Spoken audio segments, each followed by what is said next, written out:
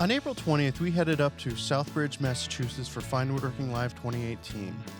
We recorded the podcast in front of a live audience, and in the excitement, we forgot to hit record at the very beginning of the podcast, and we lost the first minute or so.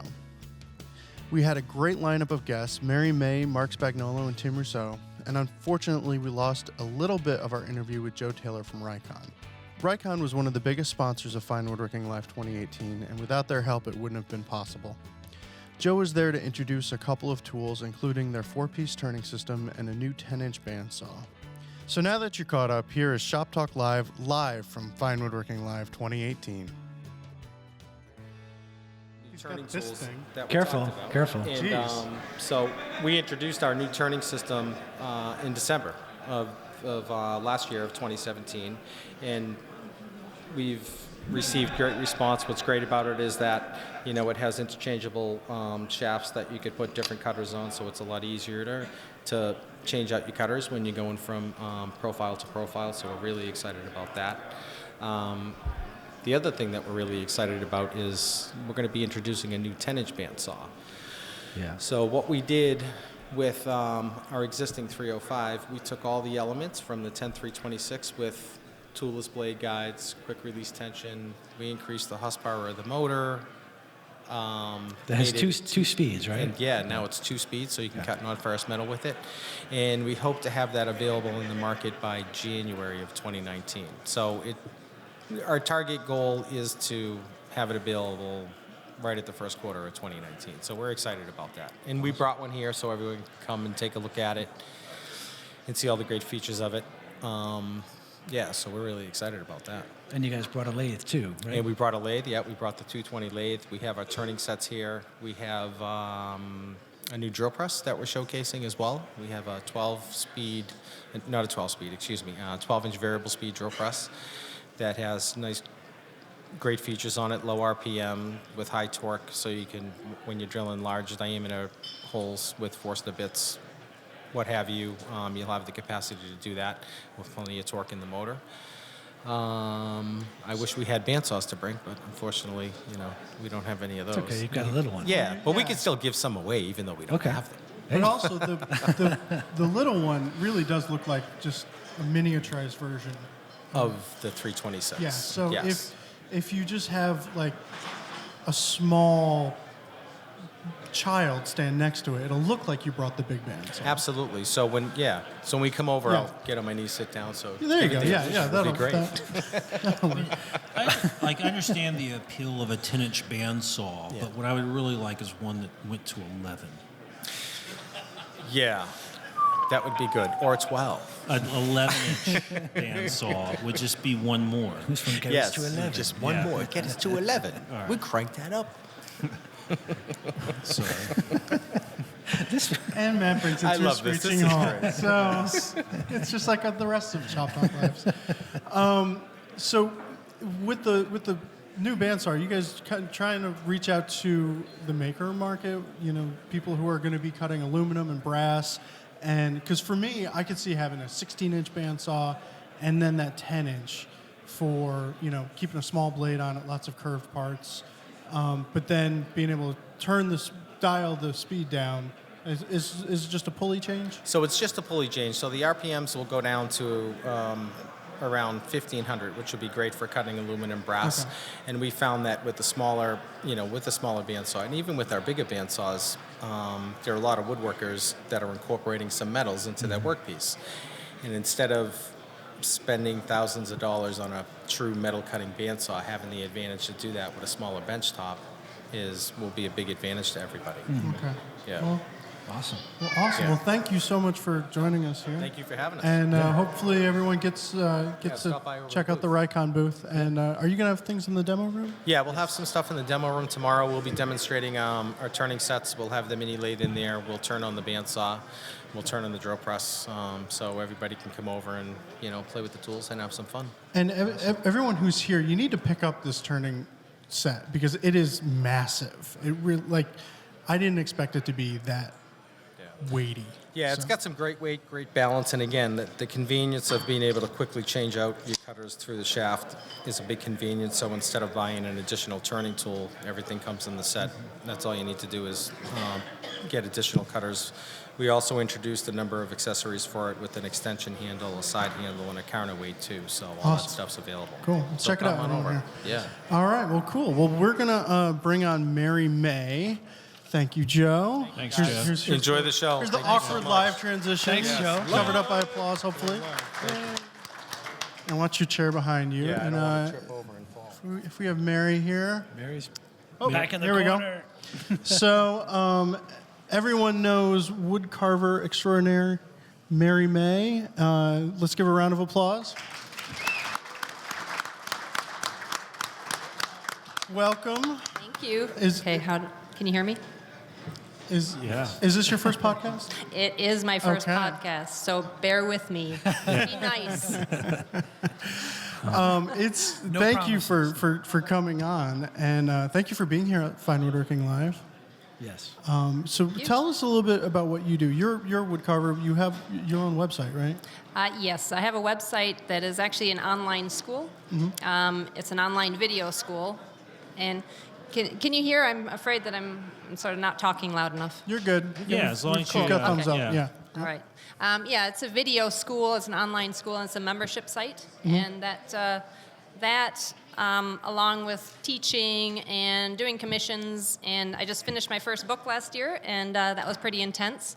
But I'm sort of trying to calm down a bit this year Okay. because that was over the top last year. If you ever want to learn anything about something a lot, try writing a book on it. Yeah, just ask Matt. Yeah. I didn't learn anything, right?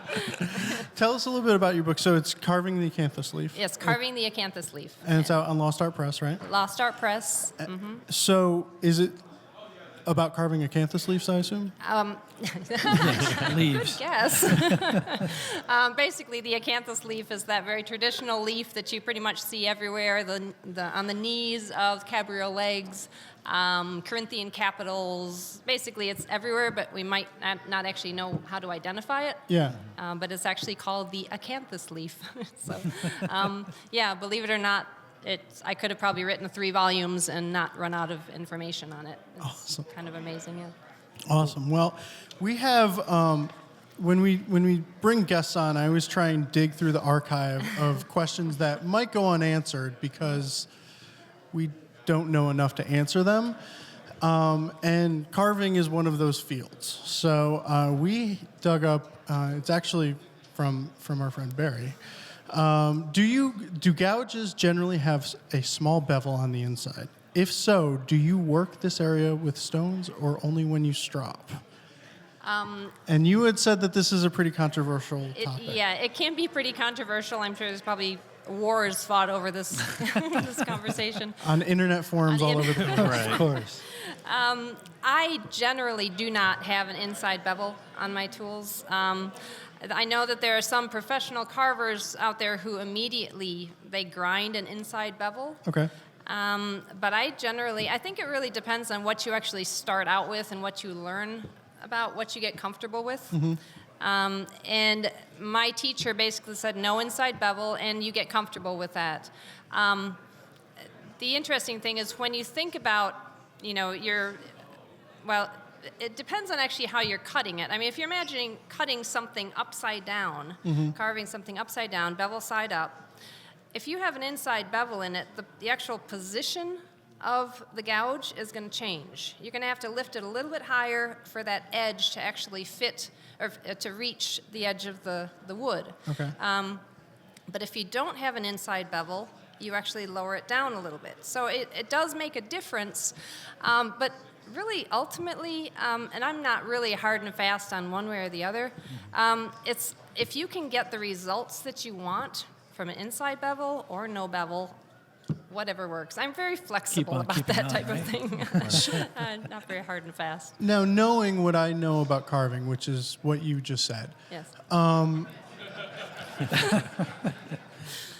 Basically, it seems like it'd be harder to maintain having an inside bevel than Yes, basically what you do, and none of the manufacturers actually produce an inside bevel, Okay. so you have to make it yourself. Okay. So, and that actually can be really challenging because you could completely deform the shape of the gouge by trying to create an inside Yeah. bevel. And, they say that sort of ideal angle for a wood carving chisel, that ideal angle is, and somewhere out there they figured it out, 22.5 degrees. Yeah, write that down. Write that down. Right.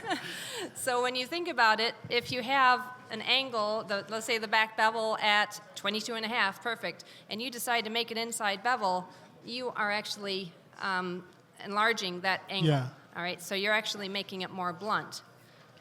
So it can change. So you have to consider that your total angle is going to be 22.5, if that's that perfect number. Okay. But it is interesting because the 22, anything that is that sort of ideal angle of whether you actually have to lift it up too high or your actually knuckles sort of run against the wood, it is about between 22 and 23 degrees. It's really interesting.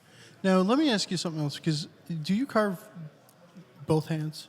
Or- Both, yeah, right and left hand. You really do have to, right and left hand. And yeah. that's something that I've heard you, I've heard you recommend from the very get-go. Yeah, yeah, because if you didn't, what you'd have to do is every time the grain switches, or you have to go at a different angle, you'd have to physically turn the wood around, Okay. or get at it at a really awkward angle. But yeah, and I'm very much right-handed, but it's surprising how quickly you get comfortable working with your left hand, and yeah. Awesome. Well, so what class are you going to be teaching? How to carve the ball and claw, or other people call it the claw and ball. Well, we're looking forward to it. Well, Yeah, Absolutely, yeah. Absolutely. Yeah. We're happy And, to have you here. Happy to have you here. Yeah. Thank you. What are you going to be doing as part of your presentation? Get the audience to your room right now. Speed This is carving a ball and claw carving. foot. Are you actually going to carve a ball and claw? In one class 15 minutes. The 15 pressure's minutes. on. Are you kidding me? Have you done it before, or are you Yeah. just screwing with yourself? Yeah, we'll see. We'll Wow. see how it goes. Does it happen like you start with a blank and then it falls off the bench and you bend down to pick it up, and when you pick it up, And it's then, done? yeah. Finished. Is that how it works? Like a cooking show, Yeah, like a pull it out cooking of the show. oven, and here Yeah. it is. Awesome. Yeah. Well, good luck. Thank you. We wish you luck in your speed carving, and thank you so much for coming on. And we have plenty of Band-Aids, just in case. We do. Betsy stocked up, so thank you. Thank you. you. Everybody, Thank give you, Mary. Mary a round of applause. Now we are looking for Marc Spagnuolo, who has been I think he's done a podcast before. Maybe There a he few is. times. Yeah. Hey, Hello. everybody. Marc Spagnuolo. He knows how to work headphones. Okay. Yeah. Awesome. This is great debate on Shop Talk Live that the cord should always go on the left. That's fine. I'll go left. So you've done podcasts before, right? A couple. Yeah. Like this week. Yeah. For those who don't know, Marc is the Wood Whisperer. And I'm sure there are many people here who got their start in woodworking watching your videos. So I am personally one of them. That's cool. So, yes. That's awesome to hear. Thank you for I also watched your early free videos on YouTube. But you don't watch the current paid videos, is what you're saying? no. I'm an editor at Fine Woodworking. I do not have that kind of money. It is expensive, I'll admit that. So what are you here teaching? Power carving. Yes. Yes. It's carver versus carver. Not exactly the same kind of carver. Yeah, how quick can you do a ball and claw foot? I could tear one up in about 5 seconds. Yeah, it's definitely a different style of carving. It's more structural, almost architectural in a way, as opposed to like detailed carvings. You can do it, but that's not what I do. I'm not very artistic that way. So I make curves and different sculptural shapes, but not necessarily. I'm not carving, the old man in the tree The sort of thing. veins, yeah. All right. Well, we too have a question here for you. Okay. And I think we've got a little bit more controversy rising up. This one is from Eric. How do you recommend applying shellac when dealing with fairly large projects? I've been using a brush and I'm having a hard time avoiding variations due to the finishing flashing off as I apply. Also, on a couple of occasions, some of the finish has dripped down the sides of the board I was finishing. I thought perhaps the shellac dissolving into itself would help, but I have found that there is ghosting of the drip marks still visible. Is there a good way to get rid of these drip marks? Well, the first step in a good shellac finish is to open up a can of oil-based varnish and apply that instead. Yeah. So the thing with shellac is, I mean, some people are really good at it, and it's a skill. It's an acquired skill. It's a finish that can be tricky because it does flash off quickly. And I've never really had a good time with it. So shellac for me in my shop is a problem solver. I use it to solve finishing issues or wood issues that are a little bit oily. Mm-hmm. I don't necessarily use it as a top coat because it is one of those finishes that has these problems. Mm-hmm. And as, sort of home builders and finishers, sometimes it's just easier to go the easier route. So as far as that goes, I'm probably not the best person to ask about shellac because I've never taken the time to really master it. There's just a lot more beginner-friendly finishes out there. Not that there's anything wrong with it. Shellac is great when applied properly, but applying it properly is the trick. Yeah. And usually if I apply shellac, most of the time it's going to be by spray.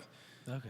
Yeah, that's the answer to the question. If he really wants to do shellac on a large surface, he needs to spray it. Yeah. Yeah. So you can get HVLP and do that, but shellac is combustible. So you want to do it outside in your side yard, directed towards your neighbor's yard. Toward your neighbor's dog. On a windy day when it's blowing towards your neighbor. Yeah, and it's perfectly fine to spray outside, so you don't need a booth or anything like that. You just want to find like a shady spot to spray in, and but you definitely want to spray large surfaces for sure. Sure. Yeah, if he's getting drips and runs, I mean, that's classic stuff that happens with brushing on vertical surfaces. HVLP, you can tune it, fine-tune it, get the mixture just right, and I think he'll be a lot happier if he moves to spraying. Do you spray shellac often? Not often, but if I'm going to apply it, it'll usually be by spraying. Even as a wash coat? That depends. Wash coat is not as critical, Okay. so you can kind of just throw it on there, wipe off the excess, and Yeah, I mean, that's the other thing you could do, although it would take longer to build a finish, is to thin the shellac. And you would not have the problem with the drips. So make it a lighter cut, but then it does take a longer time to build the finish. So A really long time. yeah, really long time. right. So for a large project like a bed, you would recommend a wipe-on varnish? I would. It's just you have so much working time. You can fix problems as they happen. You're not in the rush that you're like. Yeah. Glue ups are bad enough as it is, right? Trying to get everything done before the glue dries. I don't want to have that same feeling when I'm finishing, So I'd like to have a little bit more working time. I want to relax and enjoy the process. Yeah. And for me, there are other finishes that allow me to do that. And something oil based typically is going to do that for me. Okay. Awesome. So what else do you have going on? You are a busy man. You're working on a new book? I am actually. It's almost done. At least my part of it is done. Handing it off to the publisher and letting them do their thing. So it's a basic joinery book, kind of like a picture book for children. It is. It's very picture intensive, and it's just the basics. What I consider to be like the top 10 things if you're really getting into fine woodworking. These are the 10 types of joints you should probably learn how to do. Okay. Very photo intensive, and I'm not sure when it's going to come out, but hopefully this year. So speaking of photo intensive, you had quite a month of shooting photographs almost exclusively. It seemed like, at least over in social media, and in that time you dropped a hand plane. Yes, I did. How did that go? That was fantastic. The thing is, I play in the social media world, and that's it's part of my job. But I also love to make fun of it. So I was just taking a goofy pose to make fun of people who take like very stylized self-portraits for Instagram and selfies like that. And in the process of being an idiot, I dropped this beautiful hand plane and just broke the handle and had to get a new one. So Okay, so it was just the tote just the tote. Okay, good. Yeah, I bent the little screw in there as well, but I kind of just hammered that back. But that was a big screw up on my part. Well, It the was Nav's instant back there karma is what it somewhere, was. so he can hook you up if needed. Gotcha. All right. Well, thank you so much for coming on. Well, thank you. Yet another podcast. There is another one. Have you heard of it? Yes. Oh, is it Modern Woodworkers Association? That's a good one. That is a good one. Yeah. Next. Wood Talk Online. Of That's course. what it is. Yeah. And you guys do 2 episodes a week? We're back to 1 a week. Okay. Yeah, we did 2 for I was a really while. hoping you did 2 because two's a then lot. that would people keep bugging us about doing one a week. Okay. And that's not going to happen. Yeah, we backed off from So, that. yeah. We're going to talk later, Ben. I'm not doing one a week. Well, thank you again for coming on. Thank you for having me. And everybody check out his class tomorrow. Be lots of chips flying. Lots of it's Everybody gonna be good. check Wear- it out. wear We safety want glasses. all 200+ people. in Every this single room at one person, time. please. Yes. Yeah, that'd be good. All right, Marc Thanks, guys. Spagnuolo. Thank you, Thanks, Mark. Mark. Thanks. And while we are looking for Tim Rousseau, I'm Tim's gonna. eating dinner. Uh-oh. Well, I'm gonna read this ad slowly. Read it backwards. Oh, there he is. Instagram and Facebook, them on Seam or no. Okay, all right. If you're not, even if you're not a professional woodworker, you want to use the glues the pros use, and 3 out of 4. The ad music is cracking me Don't up. be now. laughing. And 3 out of 4 pro woodworkers trust Type Bond as their choice for building wood furniture or cabinets to making picture frames or birdhouses or just general repairs around the house.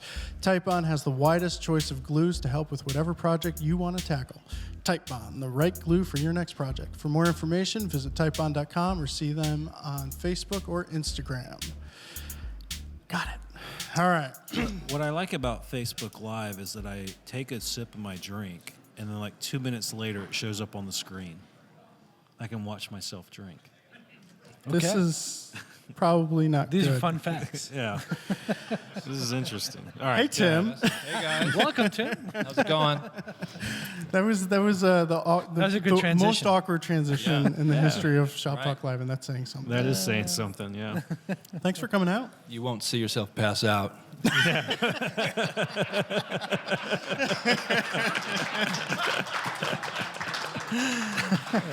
So Tim, you are here. You're here for multiple reasons. You're here to teach, and you're also here to represent your employer.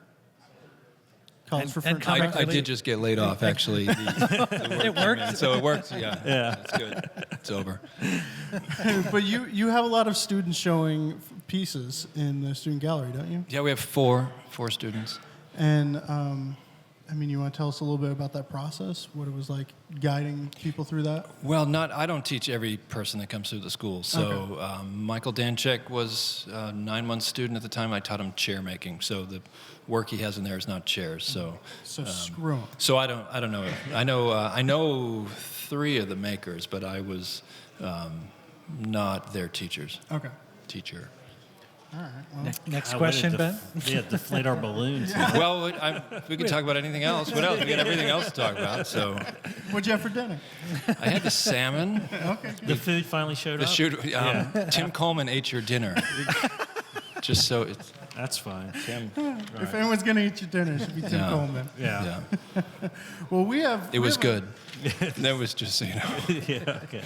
Thank you. We have a question here sent in from Ken, and let's see. I worked in a cabinet shop a few years ago. I watched someone apply clamps to the corners after measuring the diagonals. However, I don't remember where to put the clamps to square the case up. Do you remember that I do remember that the clamp placement was not intuitive. Can you explain how it's done? Yeah. So Ben asked me this question that he was going to tell me this lame question he said he had for me, and it's I can remember a lot of things, like I have a mind for a lot of things, but taking something that's a parallelogram and trying to get it square, I always get it backwards, and so I will then make my clamp placement backwards, so it will because I know I'm wrong and it's still wrong. So at dinner I asked Chris, "Where's Chris Bexford?" He's I probably said, still Chris, in there. Chris, this is what Ben asked me. And so remember the parallel. So which way do you put the clamps? He says, how do you explain that to anybody? You can't explain that to anybody.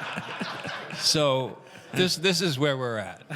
You know, we have no it's- answer. Well, and I asked him, it's like explaining what's a tail and what's a pin. Like if you try to explain what's a tail and what's a Yeah. pin, it's like talking about love. You just end up looking stupid after a while. Like you just can't get that far with it. And so... You don't. So there is no trick. But you put the clamp on the long Try it. Go for on it. the lawn. I'm serious. Just try it. Like, Jake, have a stab at it. Yeah. You can't. Like, I can explain tapered, sliding dovetails, double taper lamination in Jerry Osgood style or regular style. But you try to, like, which way do you put the clamps on a parallelogram? Like, you just can't get it. You're on your own. You're on your own. And then you realize it's wrong. And the biggest thing I could say this is if you use yellow glue on complex carcass glue-ups, it's a total nightmare. And so you should switch to an epoxy for glue-ups because then Listen, no propaganda. Please. Shut him down. Once you move to a non-time sensitive glue, the quality of what you're doing goes way, way up. And it's this like patient dying on a table with yellow glue. Yellow glue is awesome for certain things, but in complex glue-ups, it's not the thing. So if you can switch to a thickened, we use this glue Epotech, or you can get a G-Flex epoxy from West System or something thickened that you've got time, and then you can go and get a sandwich and then come back and think about which way the clamps should be. Or the salmon. Yeah. You got laid off by the school, and now you work for. I'm going to tell it like it is. So I'm working for G-Flex. The other thing you can do is cut an MDF a piece that goes into what you're gluing up. And so this is huge. Like if you have a carcass that you're gluing up and you want it to go well, you do a dry clamp, get everything dialed in, and then diabolically cut a piece of MDF that fits into the interior of the carcass, and then cut the corners off of it so it doesn't get glued in place. How do you diabolically do that? Is there a laugh involved? Or drugs. You need drugs. Drugs. And he's joking, kids. No, it's not drugs. It just you got to take your time. It's like that one thing where I'll just get this done, and then it doesn't quite fit, but then it'll be fine. Then there's no even real reason to have done it then. And so so if you cut something that will fit in there, you can bring everything home, and that is worth. But you want to make sure that piece of MDF is not a parallelogram. Exactly. It should be square. Right. And so if you are, have a 1940s table saw in the driveway with the headlights on, and you're cutting this sheet of MDF, it might not be the squarest thing in the universe, right? I would like to point out that is the furthest that somebody's ever gone to not answer the question. You can't do it. And Pekovich is. How about you answer the question, Ben? What is it? I'm not the expert. I'm the guy who doesn't know what I'm doing and this is what you do: is you put the clamps. You realize it's out of square. You measure the diagonals. You intuitively think it should go this way. And in physics, there's some things that are intuitive and some things are not. And I don't know where this lands in that. But you put the clamps on the way you think it should, and then you remeasure it, and it will be going the wrong way. And then you put them on the other way. Yes. That's what you do. Okay, and then if it's with yellow glue, you're kind of stuffed. But if with its epoxy, you can have time. How many drinks were on the table when that salmon finally arrived? Matt is drunker than I am. I'll tell you that. It's not the number on the table that matters. Because he hasn't any food. It's how many empties. That's the key. You got to count the empties, man. Right. Yeah. So, any other questions? I guess the answer for done. Ken is at least you'll get it right after the first try. Maybe.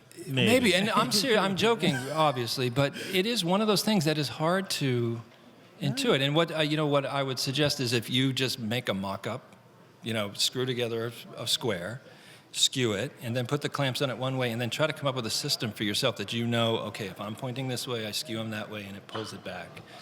But it's not an easy one to convey. I'm serious about that. Same thing with tails and pins. Like if I try to talk about this is the tails, this is the pins.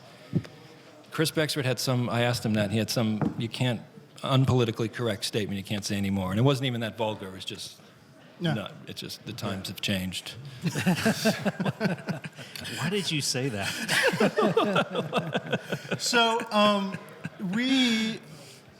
I feel like we should open this up for questions from the crowd because Facebook is flopping. Are you sure you don't want to just shut me off now? No, we do not want to shut you off. Is it time for trivia yet? No, it's not quite time for trivia. Does anyone have a question for Tim Rousseau? Wow, tomorrow's class is going to be great. Yeah. Really, nobody has any questions for Tim Rousseau? You've got one of the world's finest furniture makers here to answer your questions, and so that's awkward. All right. Yeah. So let's see. Is there any questions in general? No. No? Oh, Yeah. we got a question here. Oh.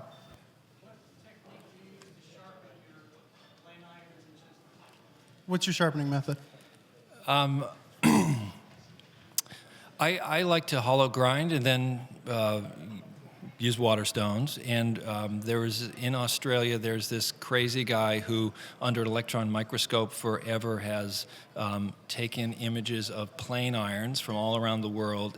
A high-speed steel that they get in Australia, our A2, O1, and he has a very specific way he sharpens. He has this Doug fir board. He takes 100, 200, or 300 shavings on, and then he'll show you at each step of the way how sharp it is. What makes you say this guy's crazy?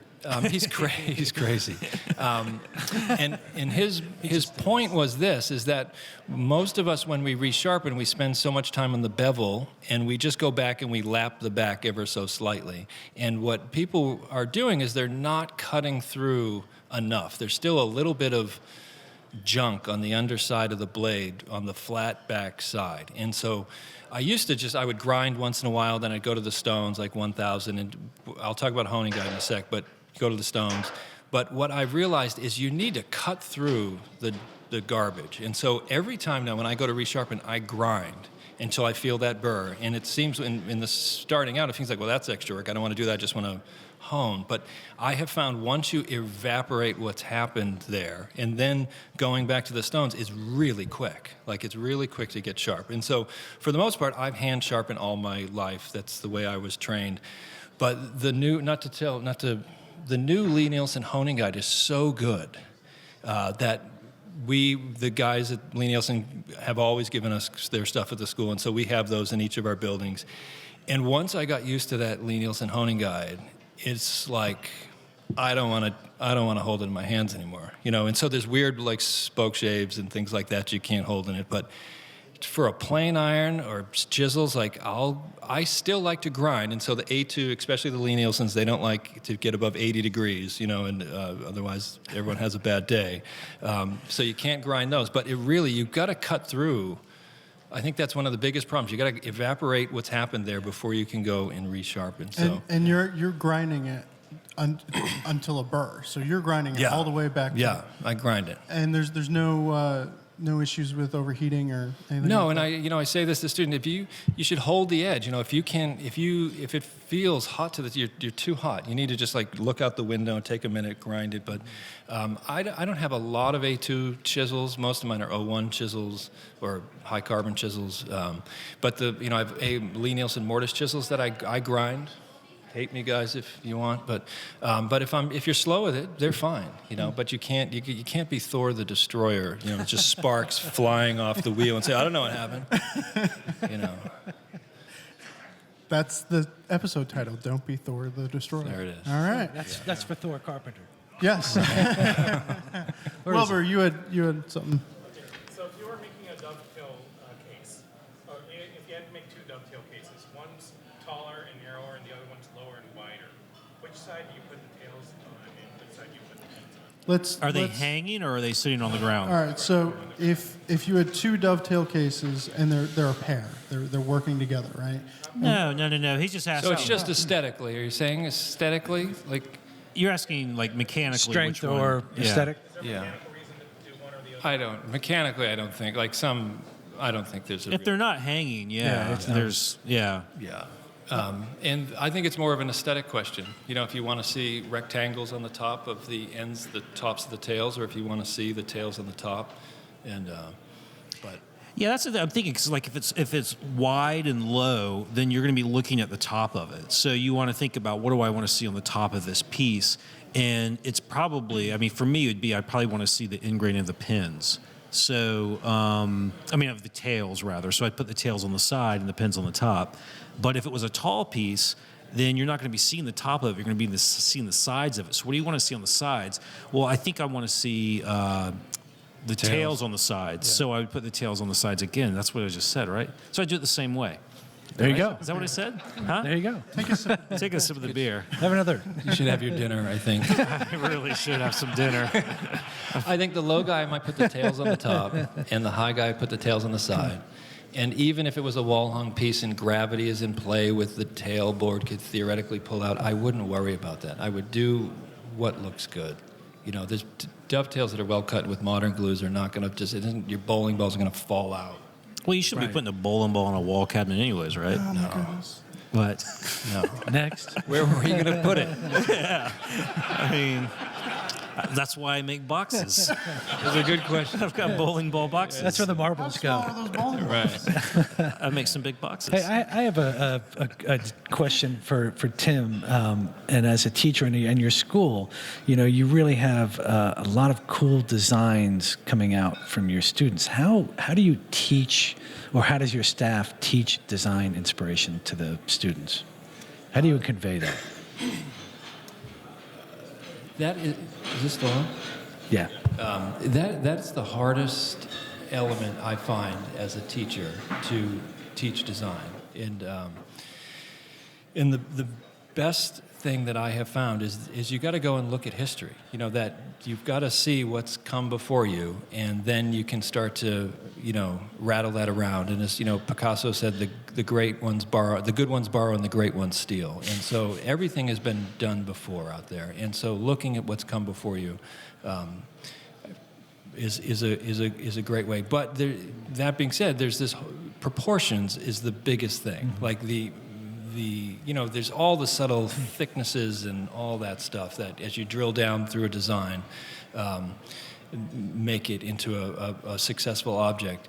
And but overall, George Walker's information on classical proportioning systems, he's very simple. You know, it's a square, it's a circle, right. It's a 1x 2x box, it's a 3x5. It's like very simply broken down. And once you can start to nail those proportions out, then the object itself starts to sing. And then you can start to drill down through thicknesses. And I say this to students is that you won't nail it right out of the gate. There's no nailing it right out of the gate, and that's what we do. What makes what we do interesting, because you have an idea, you go through the process of designing, creating, making, and then here's this object in the real world, and then you walk around it in 2 weeks or 2 years later, you say, oh shit, look at that! I should have made that 4 inches thinner. You know, like the explicit tag. Right, sorry, I'm trying. I'm being very clean for myself. Actually, you are. You're being very clean. Yes. Tim makes me blush most of the time. When we talk. It's Maine. It's rural where we. So that's what's cool, you know that. Yeah. And so, but what blows me away is, so you will come up to someone's bench and say, "So what are you thinking of for this next project?" And they will show you these drawings, and it's like, wow, that's awesome. I am totally going to rip that idea off once you go. It just blows me away. And then you see the other end of the spectrum where people they don't know what to make. Like they're just stuck. Right. And there's a white piece of paper and they're stuck in where it's great to have, here, look at this. You know, you might like this, you might like that. But it's everyone's that starts where they start. And, you know, you're either the white piece of paper person who doesn't have a clue, or you are so far out there we're trying to reel you back in. Mm-hmm. The best the design advice I ever heard was just in a casual conversation with Hank Gilpin, who was the keynote speaker last year here. And it was a really simple thing. He just said, he showed me these sketchbooks he had, and he had like 40, 50, 60 variations on a thing. And he said, you know, all I ever do is ask myself, what could I do different? Mm-hmm. And it's just like you start from somewhere and you just say, well, what's one small thing that I could change? And it's true. You just think that what's one thing I could change? And then you have a different variation. And then what's something I could change about the second variation? Then you have a third one, and a fourth one, and a fifth one. Yeah. And all of a sudden you're a creative person. Yeah. You know? Yeah. And less is more. You know, it's easy in the beginning to say, I just watched this video about inlay and, you know, bent lamination and steam bending, and so this next project's got, you know, inlays on steam bending, and it's like, that's a little too much, dude. You know, you need to just, like, the guy I shared shop space with in Hoboken, Tom Hucker, he would say, like, each project should just be about one idea. Like, this is the idea, and I'm going to complete that idea. And in designing, there's no end to designing, but there's, and the way I look at this, hard elements and there's soft elements. The hard elements are the form, the structure of the piece, the soft elements of the grain, the texture. And so if you have a incredibly curvaceous piece that you're making, and then you gild the lily with incredibly figured material. It's like too much. Right. So you need to say, okay, in this piece, I'm not going to use the figured material. I'm going to use kind of more subtle material, and it's going to be just the form is what's alive here. And so it's hard to hold yourself back, I think. And that takes a long time. And especially in the beginning, you want to prove yourself. Like, look, I can... I joke, like, you get the leather jacket that says carved ball and claw and double taper lamination, and like I'm a bad dude, Right. And that's all fun in the beginning, but if you want to make a success, like you look at a Hans Wegner chair, like it can live on the Upper East Side of New York, it can be in rural Maine, it can go anywhere, and there's nothing that doesn't need to be in it. It's stripped down, and it's beautiful, and it's timeless, and they keep selling and selling and selling. Well, I mean that's like the thing, for me anyways, like designing is the first thing you have to do, and you mentioned this, is proportions. So if you start to design your own stuff, the first thing you should do is just strip away everything and just try to make something that has good proportions. Yeah. And master proportions, and then move on from there and start working on like using different thicknesses for parts, but start simple, because it's the simple things that make a piece of furniture beautiful. Yeah. With bad proportions, you just can't overcome bad proportions. There's nothing you can do to overcome bad proportions. And if you haven't seen it, the Lee Nielsen video, the George Walker video through Lee Nielsen is a very good one on just a simple way to look at proportioning systems. Mm-hmm. Something else that's really good about proportioning and designing. Here it comes. Here we go. Wait for it. No, what is it? That's all for I this. can't wait to hear. Bunk, bunk, bunk. Yeah, nothing. Oh, that was it. That's it. All right. You guys want me to say it? Yeah, I think you should say it. There's this new book out. Oh, yeah. Go on, Ben. Ben, you go. That's all. That's a wrap. All right, so I think it is time to wrap this up and get some food in Matt's stomach. That's all for this special edition of Shop Talk Live, broadcast live from Fine Woodworking Live here on Facebook Live. If you have any questions you'd like us to answer on the show, send them into shoptalk@taunton.com.